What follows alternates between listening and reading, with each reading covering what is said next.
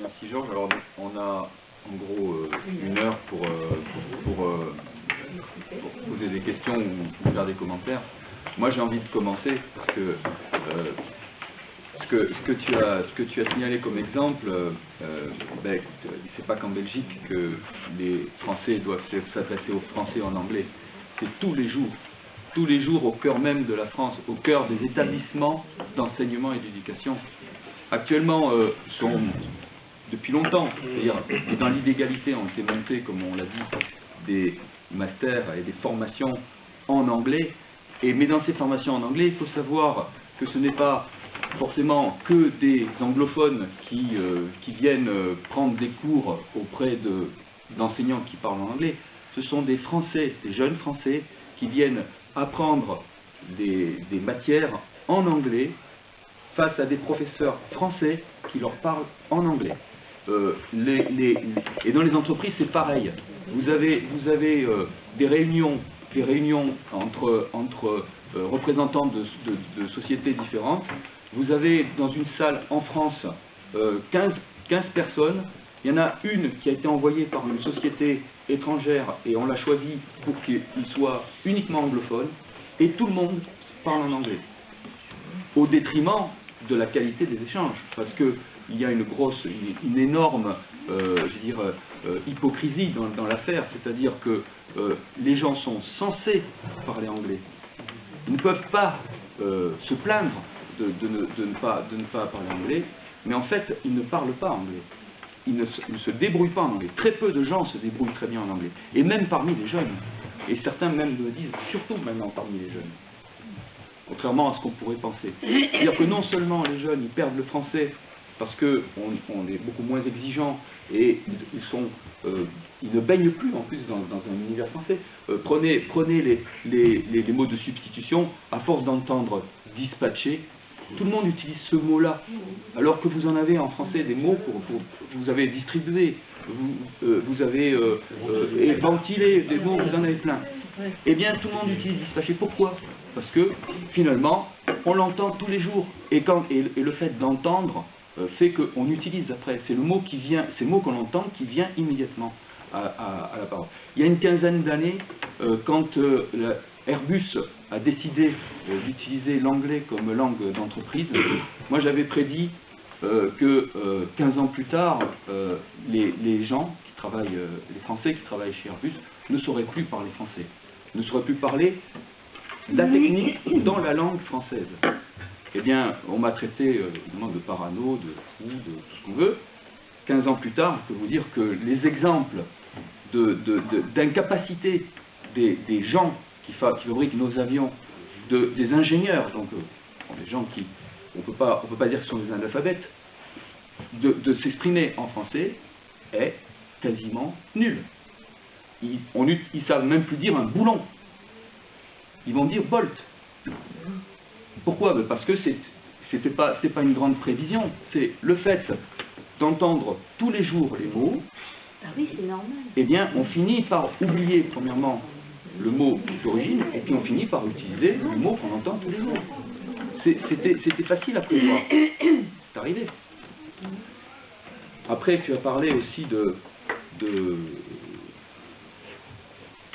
du problème des gens qui ont la ségrégation dans le travail. Moi, je peux vous citer un cas d'un doctorant, donc quelqu'un qui voulait faire une thèse, qui a été embauché par un directeur de thèse. Alors, il faut savoir que maintenant, il y a des instances de surveillance, finalement, des thèses qui s'appellent les écoles doctorales et qui donnent leur avis sur le passage, tous les ans, de l'étudiant dans l'année qui suit. Cette personne a parfaitement rendu le service qu'on attendait dans son travail la première année. Et puis la deuxième année, contrairement à l'avis de son directeur, qui était très content de son travail, donc ce n'est pas un problème d'incapacité au travail, l'école doctorale a décidé de ne pas le réinscrire, donc de lui supprimer sa thèse, simplement parce qu'il n'avait pas un niveau suffisant au TOEFL. Voilà. Donc on interdit finalement à des gens qui ont des qualités, qui ont des compétences, d'exercer ces qualités, ces compétences au service de la société, en France, simplement parce qu'ils ne parlent pas anglais. Je vais m'arrêter là parce que les exemples m'arrivent à la tête à profusion, tous les jours, tout le temps. Mais ça atteint un niveau que les gens n'imaginent pas, je pense. C'est un désastre complet. Et le cancer a déjà des métastases profondes. Parce que mes collègues sont profondément imbibés de ça. C'est ça le pire. C'est-à-dire qu'il ne suffira pas de changer quelques dirigeants, c'est aller très profondément. Ça va très profondément. Les gens n'imaginent pas qu'on puisse faire autrement que faire de l'anglais. Et je ne vous parle pas de la destruction de ce qui fait qu'une langue évolue correctement, à savoir de la traduction. La traduction, c'est la base de la construction de la langue. À partir des mots étrangers. Voilà, je vais laisser passer. En tant que régional de l'ESAP, ce que je dois dire, c'est qu'à Limoges, on a tous les ans un festival de la francophonie et on a aussi une bibliothèque municipale qui s'intitule Bibliothèque francophone multimédia. Alors, pour revenir un petit peu sur ce qu'a dit Georges, je citerai aussi dans les organismes internationaux qui normalement devraient utiliser aussi le français, voire d'abord le français, c'est les Jeux Olympiques, où de plus en plus le français passe à la trappe à la place de l'anglais. En ce qui concerne la situation, je me rappelle que, enfin, je me rappelle pas pendant la guerre parce que je suis né pendant la guerre, mais ce qu'on m'a dit, c'est que la langue officielle était devenue l'allemand. Donc, on n'est peut-être pas encore complètement, disons, soumis, occupé, assujetti, mais on peut dire que d'une certaine manière, on est colonisé. Il faut dire aussi qu'on a fait la même chose dans nos colonies, la langue officielle était le français.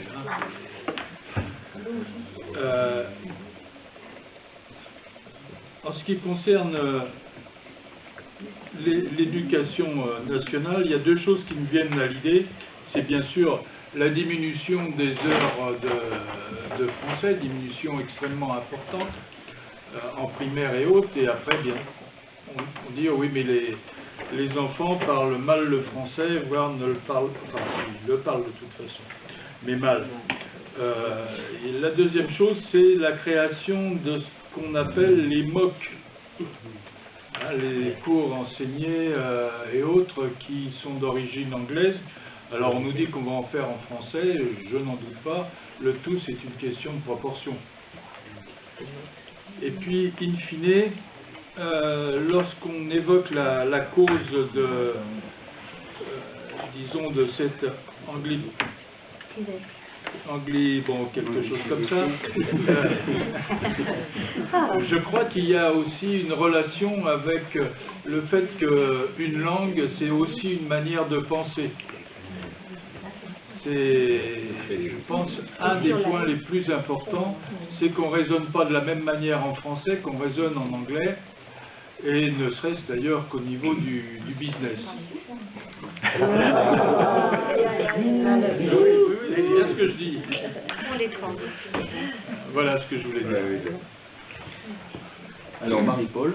Oui, moi je voudrais dire d'abord que je suis globalement en accord avec ce que tu as développé, évidemment, sur le fait que l'utilisation par les classes dominantes et par le domaine, par l'industrie, la grande industrie et le commerce, sont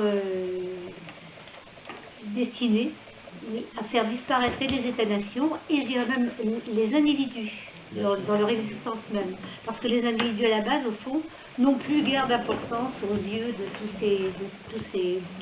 toutes les classes dominantes. Mais j'ai en revanche des réticences sur un certain nombre de points.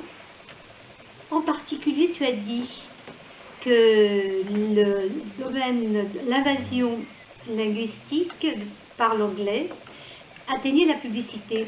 En fait, moi, je pense que c'est l'inverse qui se produit. L'utilisation dans la publicité de l'anglais, parce que ce sont des procédés publicitaires. Cette chose, il s'agit de frapper par l'emploi d'un mot qui est dépourvu de sens. De frapper parce que ça correspond à la mode, et en particulier chez les jeunes. Les jeunes ne communiquent pas entre eux, les jeunes communient. Ils communiquent dans des langages qui ne sont plus du tout le français. Quand on regarde les utilisations des messages par électronique, par exemple, le fameux langage SMS, oui, par exemple, la simple formule de SMS. Donc, ils sont peu sensibles à cette difficulté, enfin, à cette insuffisance de leur propre langue, et ils ne sont pas sensibles non plus du tout à la nécessité de défendre une langue qui, somme toute, ne leur est que d'un usage extrêmement limité. En général, c'est un usage réservé aux activités scolaires, et c'est pas là qu'ils vont se sentir effectivement le plus à l'aise. Donc, c'est un premier point. D'autre part, la dépendance et la soumission des classes populaires, des classes dominées par l'emploi de l'anglais, en l'occurrence, pourrait trouver, d'après ce que tu as dit, une solution certes, et j'en suis d'accord, dans la défense de la langue française, absolument. On peut y être attaché pour cette raison-là, et pour des raisons d'ordre, je dirais moi personnellement, sentimentales et affectives, et etc., et culturelles.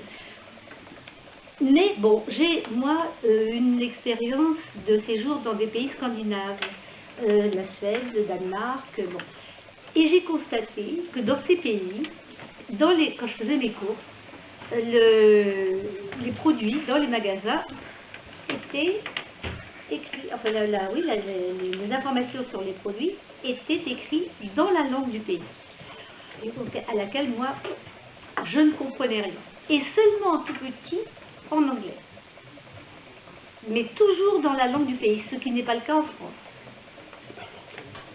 Donc, d'autre part, au Danemark ou en Suède, les gens, presque tous les gens parlent anglais. Et je me souviens d'avoir assisté à un cours dans une école primaire. Nous sommes arrivés à plusieurs Français, et la maîtresse, enfin l'institutrice, je ne sais pas si on peut appeler ça comme ça, dit aux enfants qui étaient des enfants de ce qu'on pourrait appeler, je ne sais pas, CE1 chez nous, elle leur dit, bon, nous avons des invités, et donc, ces invités ne comprenant pas notre langue, nous allons faire le cours en anglais. Et le cours a eu lieu en anglais avec des gamins de 7 ans, 8 ans. Mais ce n'était que une exception. Tous les cours avaient lieu en suédois. Tous les cours avaient lieu. Même chose, j'ai vu la même chose. J'ai vu au Danemark fonctionner des structures qui étaient destinées aux gens, aux immigrés. Aux immigrés venus de pays africains, venus de pays du Moyen-Orient, etc. Obligation leur était faite. Pour pouvoir séjourner dans le pays et y rester, obligation leur était faite de suivre des cours dans la langue du pays, c'est-à-dire en danois, en suédois, bon, c'est presque la même langue, mais enfin bon, peu importe. Voilà, donc ils avaient cette obligation.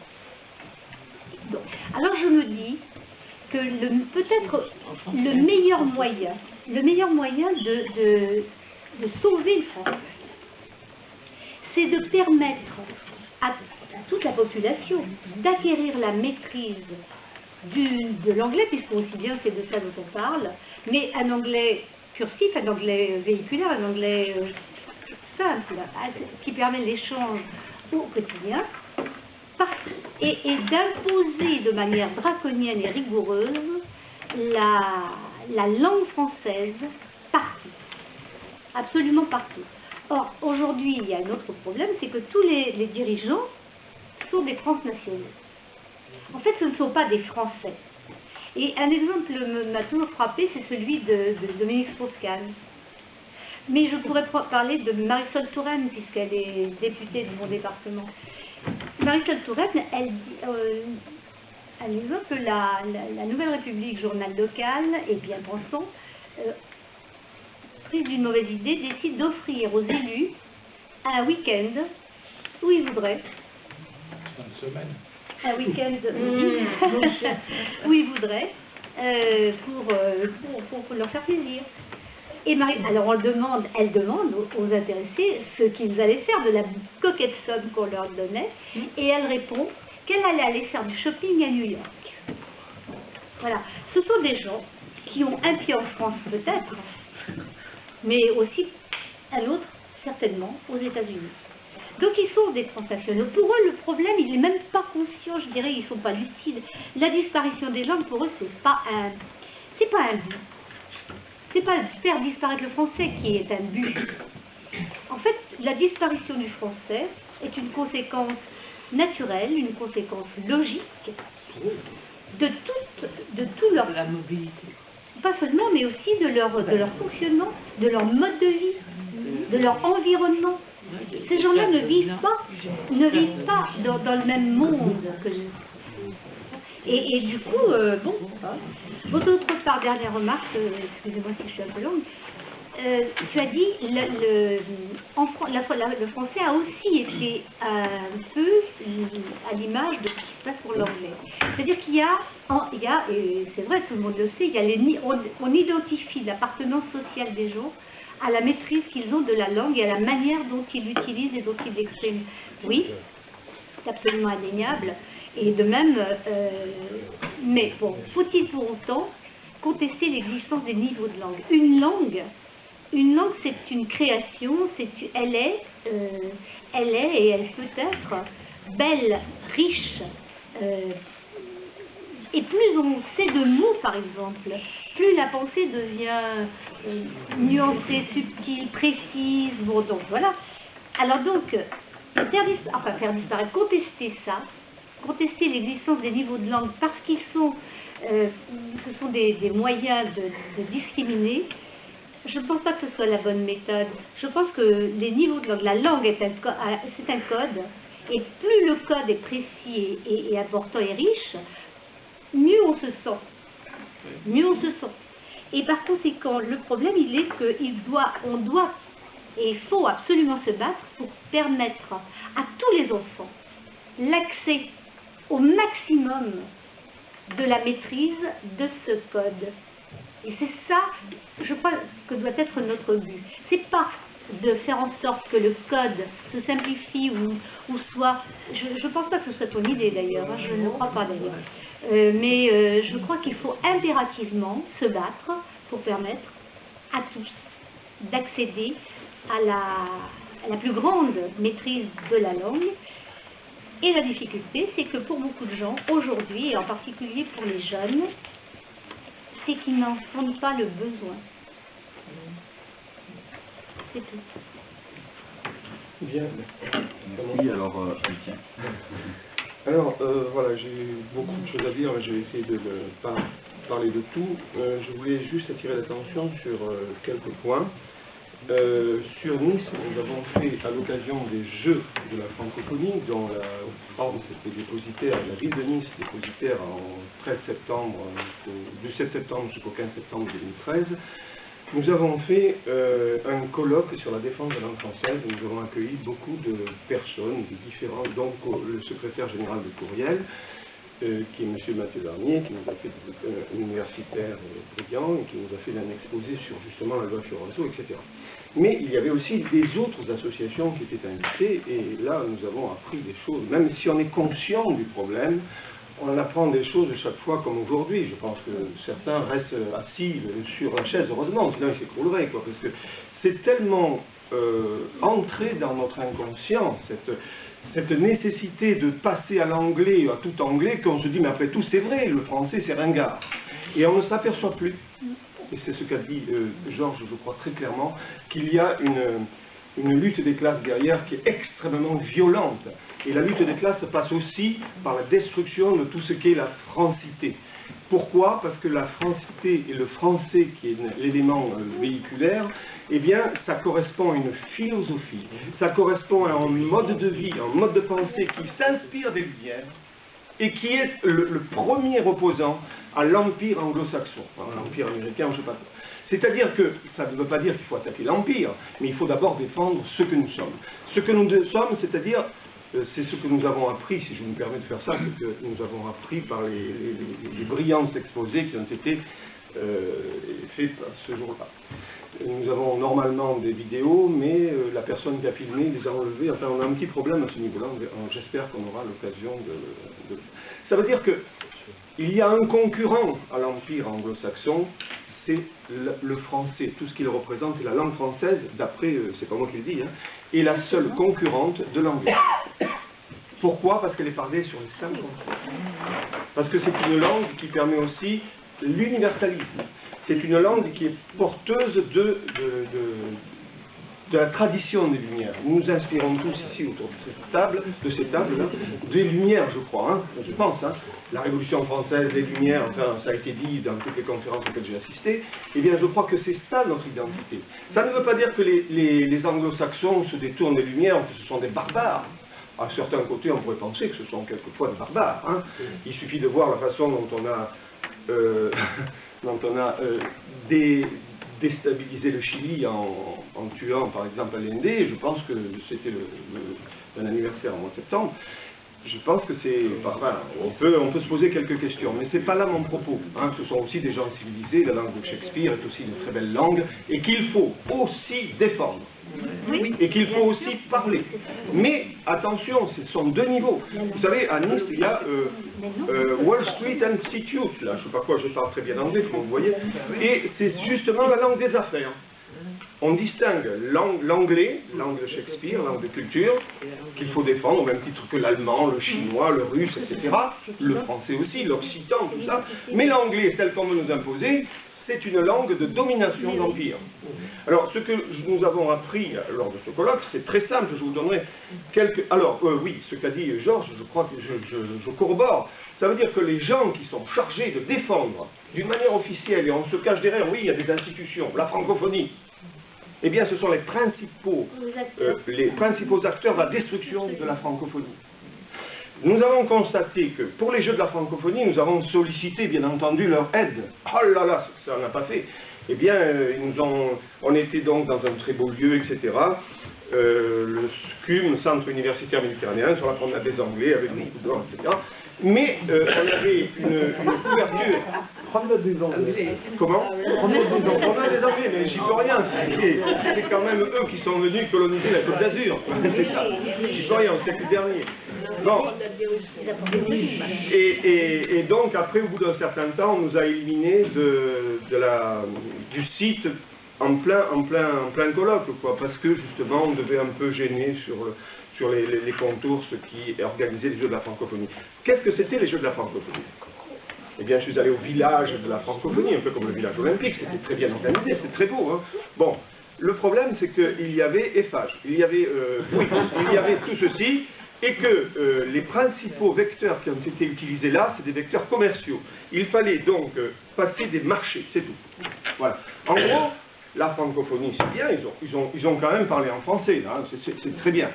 Mais il y avait quand même derrière, surtout, les affaires. Et comme ça a été dit précédemment, les affaires, c'est l'anglais qui est prédominant. Donc défendre, déjà le mot défense de la langue française, c'était un gros mot, vous voyez, défense de la langue française, c'était un gros mot. Donc voilà, ça, je voulais préciser ceci.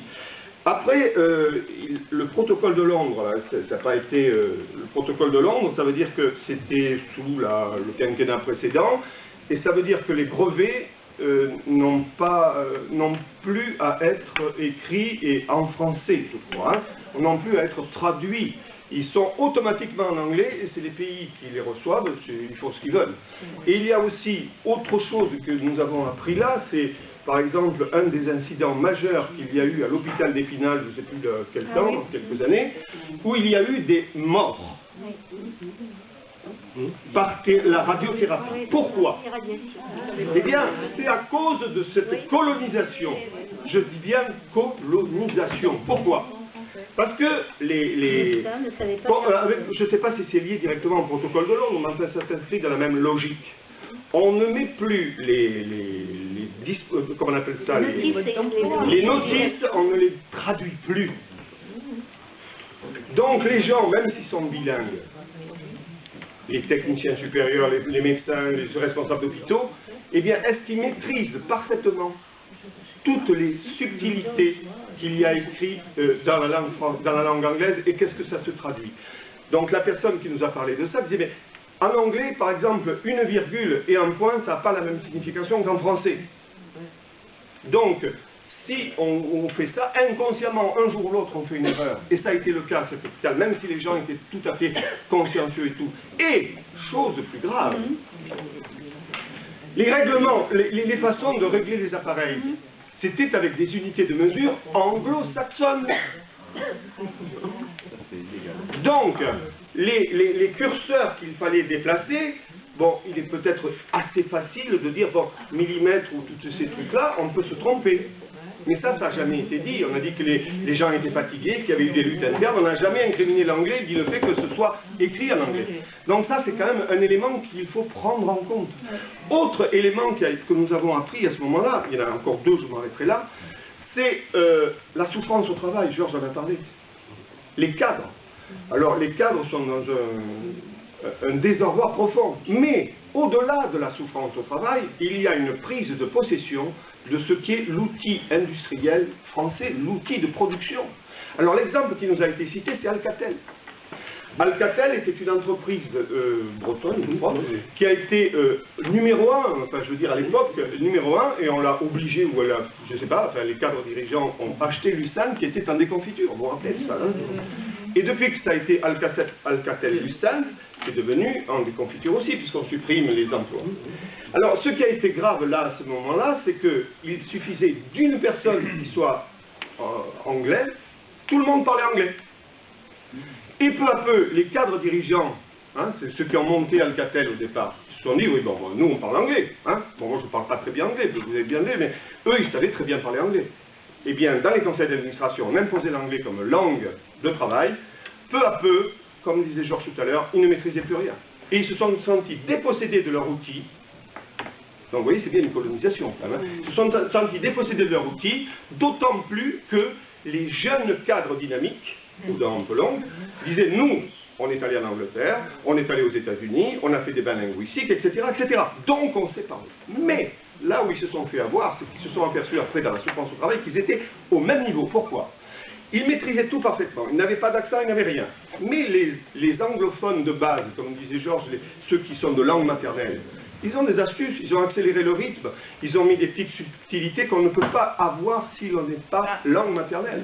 Donc ça veut dire qu'ils ont été écartés eux aussi, ces jeunes cadres dynamiques, de la direction. Et maintenant, dans les directions des grandes entreprises françaises, ici, les grandes, hein, je veux dire de la métallurgie, je crois, aussi, il n'y a que des cadres de langue maternelle anglaise. Ça me semble être quelque chose de fort.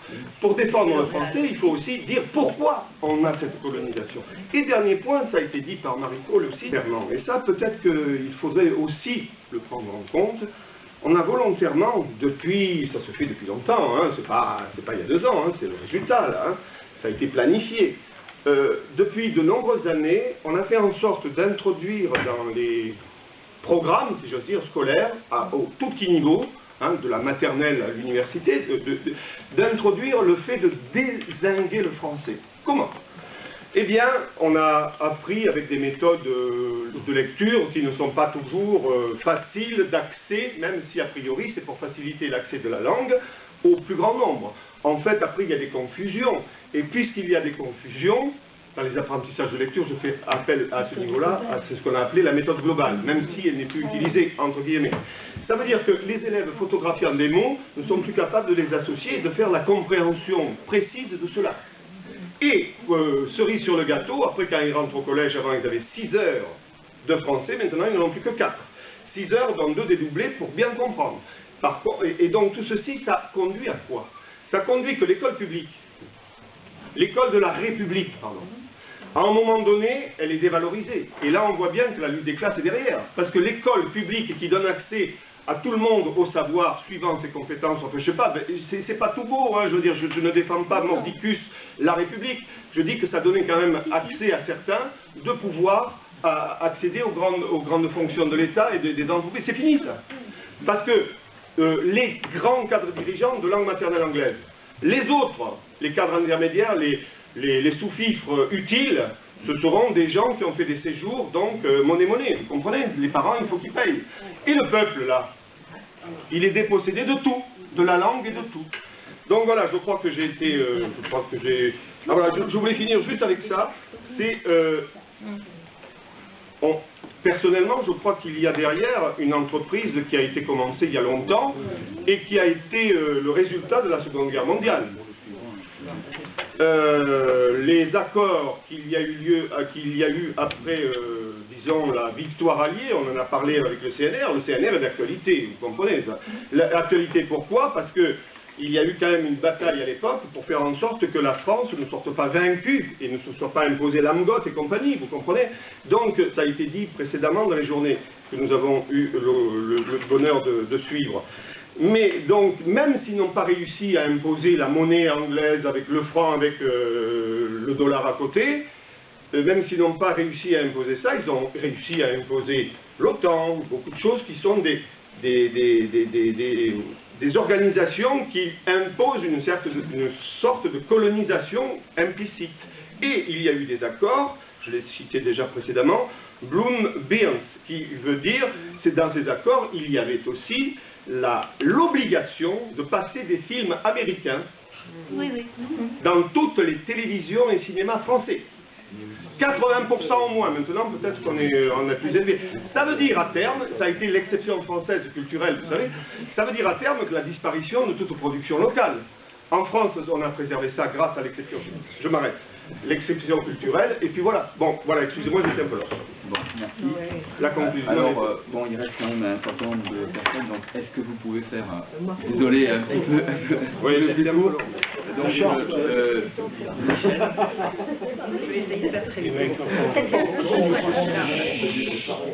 Moi, c'est un sujet qui m'a toujours énormément attaché, le problème des langues, parce que je pense que c'est typiquement un sujet sur lequel on peut associer à la fois la notion d'indépendance et la notion d'ouverture aux autres.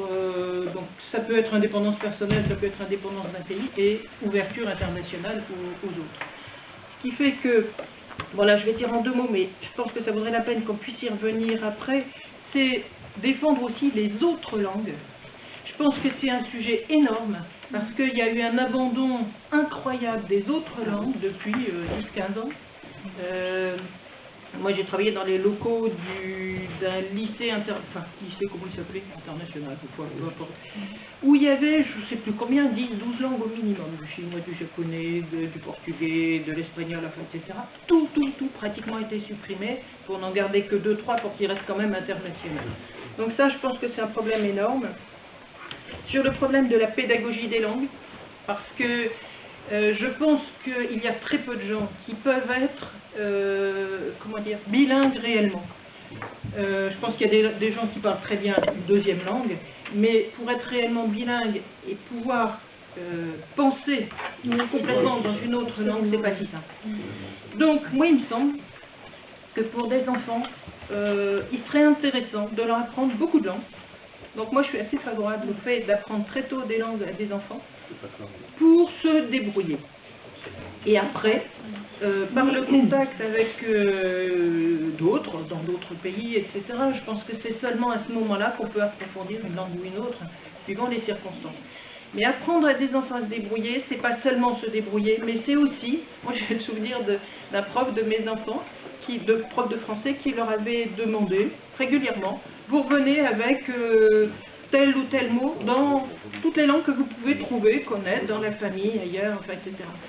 Et c'était extrêmement intéressant parce que ça permettait de construire autour du mot toute une série de mots voisins, donc constructions voisines différentes, enfin bon, peu importe. Alors ça c'est une chose. La deuxième chose, c'est la posture qui est adoptée, qu'on fait adopter aux gens par rapport à ce mépris de la langue française. Je vais donner une petite anecdote. Je suis prof de physique et je faisais beaucoup travailler mes élèves sur les notices d'appareil. Parce que j'estimais que leur dire t'appuies sur tel bouton ou t'appuies sur tel autre, c'était pas suffisant, donc je leur donnais la notice tout ou partie, enfin peu importe. Quand je commandais des appareils, eh ben, il est arrivé un moment où je n'avais plus de notices en français. Donc, moi là-dessus, j'ai jamais laissé passer, donc je téléphonais au fabricant lui disant je veux la notice en français, vous êtes obligé de me la donner, je veux la notice. Et à chaque fois, j'avais l'impression d'avoir un sourire un peu méprisant, enfin sourire c'est au téléphone, hein, mais bon, peu importe. Une attitude un peu méprisante qui me donnait vraiment l'impression, parce que le gars qui était en face c'était un employé, c'était pas le patron, mais d'avoir une attitude très condescendante, comme le colonisé qui veut se mettre à plat ventre devant le colonisateur pour faire bien, et moi, je sais me débrouiller en anglais, vous n'avez qu'à faire autant. Donc, et c'est même arrivé à certains moments que, bon, moi, quand j'ai cette attitude de mépris, en général, je réagis pas bien. Donc, j'ai dit, j'exige, et puis je l'attends dans les 8 jours. En général, dans les 8 jours, c'était un peu dur, mais bon. Mais je finissais quand même par l'avoir. Ou alors, on m'envoyait un tout petit bout de notice, un extrait de notice. Donc, je rappelais en me disant, non, c'est pas ça que je veux la notice complète. Alors ça, c'était une chose aussi donc par rapport à la posture qu'on impose aux gens, et je crois, maintenant je me rends compte assez largement que c'est un peu ce qu'on impose à tous les gens, donc tous les gens qui en plus, moins on maîtrise l'anglais, et moins on est à l'aise pour réagir par rapport à cette domination-là. Enfin, je pense que c'est l'impression de « je suis moins que rien, je ne sais pas me débrouiller en anglais ». Donc ça, il y a un moment où c'est bon. Et j'ai eu l'occasion d'aller au Japon, et de voir, il y avait une mode sur les magasins de mettre des expressions françaises. Alors moi j'ai bien cette histoire de, et ça je crois que c'est à utiliser, l'histoire de ce que tu disais Georges tout à l'heure sur les colonisés mentaux, et une sorte de petit nègre en français, en anglais pardon, mais je pense que c'est vraiment à montrer ça, parce que après tout, mépris pour mépris, je pense qu'il faut aussi qu'on montre aux gens que ça devient caricatural de chercher à aligner 3 mots d'anglais pour faire bien. Et dernier point, rapidement, comme je suis prof de physique aussi, je pense aussi que quelqu'un dit tout à l'heure qu'on ne pense pas dans une autre langue comme dans sa langue.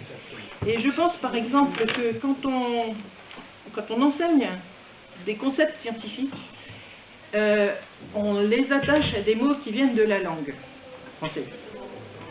Or, il y a déjà un travail énorme à faire pour que derrière ce mot qui vient un mot scientifique, moi je pense au champ électrique, tension, courant, enfin des choses comme ça, il y a tout un travail à faire entre la langue courante et le concept, pour que le concept soit bien construit et que dessus on puisse mettre un mot qui n'est pas exactement celui de la langue.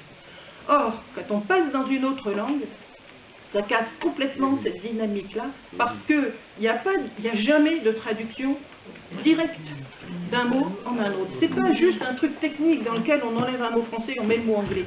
Il y a une connotation différente. Il y a beaucoup d'autres choses différentes qui sont liées à la culture de la langue, à la culture du pays. Donc je crois que c'est toutes ces difficultés. Bon, un exemple flagrant aussi. Qu'est-ce qu'on va faire de la laïcité quand on n'aura plus la langue française? Parce que c'est vraiment un concept qui s'est construit petit à petit avec ces mots. Bon, on nous dit toujours la laïcité, le terme de laïcité n'existe pas dans les autres pays, c'est pour ça que ça n'existe pas. Bon, à d'autres. Mais n'empêche que quand même, ce passage comme ça d'une langue à l'autre, ça casse complètement toute la façon de penser des choses. Et effectivement, moi je pense que là, ça amènera des énormes difficultés, d'autant plus aux gens qui ont déjà un certain nombre de difficultés, enfin aux élèves, aux personnes qui ont d'autant plus de difficultés pour X raisons. Mais moi j'ai entendu aussi d'ailleurs de la part de chercheurs scientifiques que pour eux c'est un énorme handicap. Parce que même s'ils connaissent la langue anglaise, plus ou moins la langue parlée, la langue scientifique et autres, et quand ils ont à écrire en anglais donc les produits de leur recherche, et ben ça leur pose des problèmes et ils ne sont pas à égalité avec les chercheurs anglophones. Quand on n'a pas le mot, on ne peut pas exprimer la chose. Oui, voilà, c'est essentiel. Donc, je suis désolé, il faut un peu accélérer, sinon on ne va pas pouvoir répondre. Donc, Anne. Alors, moi, c'est juste trois petites questions. Donc, il y en a une, c'est vraiment ce que je suis ignorante, mais comment une loi peut être anticonstitutionnelle et ne pas être remise en question enfin, je veux dire, ça, c'est vraiment ce que je ne sais pas. Donc, voilà, comment on peut ne pas la remettre juridiquement en question au bout d'un moment si elle est anticonstitutionnelle. La deuxième, tu as dit que seules les associations agréées pouvaient attaquer l'État ou un service public sur une utilisation de l'anglais. Est-ce que c'est fait et quel résultat ça a? Est-ce que ça porte? Il y a des résultats. Et la troisième question, c'est, je sais que le Québec a beaucoup réagi à l'invasion de l'anglais. Comment il l'a fait? Est-ce que ça a été par la loi?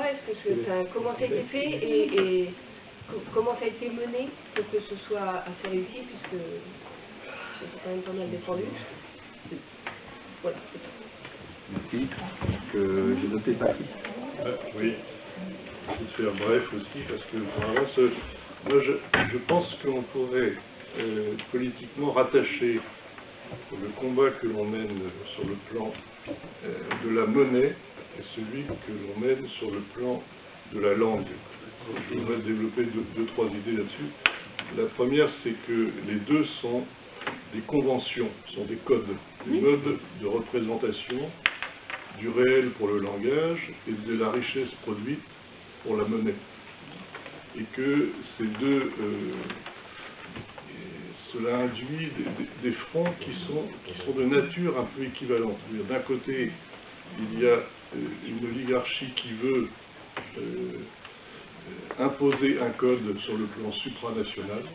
Donc là, sur la matière de langage, ce serait donc un anglais minimal à faire. Sur le plan des richesses, ce serait donc des monnaies comme l'euro, qui sont des monnaies qui font fi, en fait, des modes de représentation à la fois attachés à la nation et qui font fi des modes de représentation attachés à la souveraineté. Donc il y a vraiment des parallèles qui me paraissent judicieux.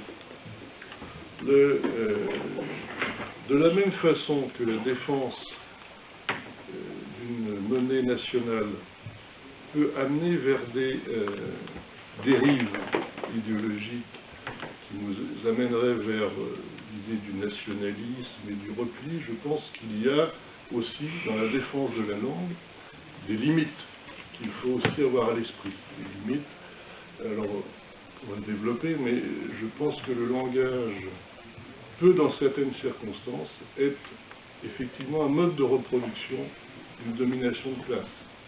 Et exiger, dans un certain type de rapports sociaux, la maîtrise parfaite, complète d'un mode de langage, même si c'est le français, peut effectivement amener à exclure une certaine partie de la population. Donc je fais le lien avec ce que disait Marie-Paul, c'est qu'il faut, simultanément avec cette défense de la langue, exiger que l'enseignement de la langue française reste dans sa perspective républicaine, c'est-à-dire qu'il ne s'agit pas d'appauvrir le langage du français sous prétexte d'une démocratisation. Aussi, il faut être assez fin dans notre façon d'envisager la résistance pour ne pas cautionner cette démarche un peu pédagogique là, qui voudrait avoir, on enseigne au lycée Henri IV la philosophie et en banlieue on enseigne la bande dessinée. C'est quelque chose qui s'est profilé et qui est en lien direct avec cette réflexion. Juste deux, trois petits points que je m'arrête. Il faut bien voir que derrière l'attaque sur la langue française se profilent des attaques relativement ciblées sur des modes d'expression qui sont très minoritaires, marginalisés, mais très importantes. Je veux parler par exemple de la poésie. Une attaque sur la langue est une attaque frontale sur la poésie. Parce que la poésie, c'est ce qui, par définition, ne se traduit pas. Elle se traduit très difficilement.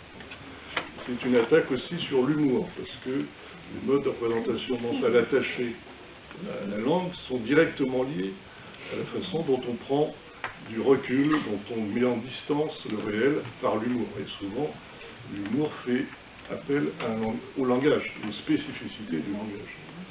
Et puis, dernier point, moi, qui paraît important et qu'on minimise souvent, là, je vais parler un peu pour Anne aussi, ça concerne la musique. Alors vous allez dire, bon, la musique c'est un langage international par nature, ça pourrait se discuter. Mais il y a une attaque qui est très insidieuse et qui est assez peu relevée dans le monde politique, c'est celui du déferlement musical imposé à la population. Vous avez ça dans les grandes surfaces, hein, vous rentrez, vous avez un fond musical, vous avez ça dans les animations de rue, musique d'ascenseur, dans la rue, les quinzaines commerciales, tout ça. Et il serait, à mon avis, ce serait une erreur politique de penser que c'est anodin. Parce qu'il y a, dans les modes d'expression musicale, il y a une infinité de paramètres qui rentrent. Le style, les tonalités, les rythmes et tout ça, et l'uniformisation sur le plan mental de ce qui est déferlé en permanence dans les lieux publics est très grave, parce qu'il y a une défaite de la pensée, comme disait Philippe Crotte là, sur le plan esthétique, qui fait le lit d'une défaite de la pensée sur d'autres perspectives critiques. Merci. Bernard. Bien, moi je ne vais pas rajouter grand-chose parce que je crois qu'il y a beaucoup de choses qui ont été dites. Je voudrais juste rebondir sur ce que disait Georges tout à l'heure, notamment en évoquant Bourdieu, qui a aussi parlé de violence symbolique. Et ça me paraît intéressant de souligner que cette violence symbolique, en fait, elle se caractérise par le fait d'acceptation de la population dominée par l'idéologie dominante. C'est-à-dire qu'elle regarde cette idéologie comme étant parfaitement légitime. Et c'est la grande force de cette violence symbolique de se faire passer pour légitime. Donc ça veut dire en conséquence que le sujet soumis l'est en consentement. Et il ne se rend pas compte, en fait, de cette soumission, ne se rend pas compte qu'il est dépossédé de ses propres codes de communication, de ses codes sociaux de communication, de ses modes opératoires qui lui permettent justement de travailler son émancipation et sa vraie idée. Je pense qu'au MPEP, on devrait être sensible à cette notion d'émancipation qui permet à chacun d'aller trouver au fond de lui-même sa vraie identité, sa vraie personnalité, ses vraies aspirations, et sans doute que nos aspirations profondes ne sont pas des aspirations anglicistes enfin, qui balayent un petit peu notre culture, et comme disait Lucien tout à l'heure, qui nous transporte, pour ce qui nous concerne, consciemment ou inconsciemment, qui nous rattache à la filiation des Lumières, au contrat social de Jean-Jacques Rousseau, qui, quelque part, mettait en perspective des règles de vie dans la société, au service plutôt de l'harmonisation des peuples, plutôt qu'au service de la concurrence libre et non faussée, qui plutôt de nature à opposer les peuples les uns les autres. Alors je pense que j'ai écouté également hier d'autres réunions comme celle-ci, où finalement on s'aperçoit que, je dirais, les problèmes sont bien identifiés, on voit bien qu'on a bien identifié ce qui ne va pas, mais il y a juste une marche qui manque, une pièce du puzzle, c'est notre souveraineté. C'est-à-dire notre capacité à nous, une fois qu'on a dit que rien n'allait, qu'en fait il ne fallait pas aller dans ce sens-là, mais qu'on y allait malgré tout, ce qui nous manque, c'est la capacité de dire non, et avec un non qui soit suivi des faits. Non pas un non comme le bulletin de vote que l'on a mis en 2005 dans le traité constitutionnel, qui m'a fait tout pour toujours, de prendre à bras-le-corps une vraie souveraineté populaire, et c'est ça qui nous manque pour, je dirais, changer les choses et faire en sorte que, je dirais, les jours heureux reviennent, en sachant que de cette souveraineté dépend tout le reste. C'est-à-dire, ce qui me semble, et je rejoins quelqu'un que vous avez peut-être vu passer chez vous à un moment donné, c'est Étienne Chouard, et qui dit que, y compris le dossier écologique dépend de ça. C'est-à-dire qu'en fait, je dirais, personne d'entre nous ne veut polluer la planète jusqu'à bout de soif. Personne d'entre nous ne veut enrichir les riches plus qu'ils ne sont au détriment des pauvres qui déjà ont du mal à vivre au quotidien. Donc, si le peuple s'exprimait en souveraineté aujourd'hui, et je dirais tous les jours, majoritairement, il saurait choisir le destin, le meilleur destin pour lui. Le problème, c'est que, notamment au travers de la confiscation de son langage, mais au travers beaucoup d'autres confiscations, eh bien, et notamment sa souveraineté, il n'a plus les moyens de sa politique. Et je pense qu'à un moment donné, il faudra revenir à cet essentiel d'une démocratie opérative, c'est-à-dire d'un peuple qui sait réapprovisionner sa propre souveraineté. Oui, la Constitution le prive de ça déjà. Oui, tout à fait. Comme Joël a la gentillesse de se sacrifier, je vais peut-être donner la parole à Georges pour qu'il puisse réagir ou répondre à... Non, j'avais noté... C'est un mot, mais le problème, c'est qu'il reste 5 minutes. Oui, un mot, ça y est, c'est traduit. Je voulais simplement demander, on parle du français ici, mais en Europe, la domination elle est allemande, et je me demandais ce qui se passait du côté de la langue allemande. Voilà. Est-ce que les Allemands ont le même problème? Je sais bien qu'ils sont anglo-saxons, mais enfin là, ça n'a rien à voir quand même avec l'anglais, enfin, à mon sens, à part dans les mots, mais pas dans la structure de phrase. Donc, voilà. L'allemand domine l'Europe, quid de sa langue? Je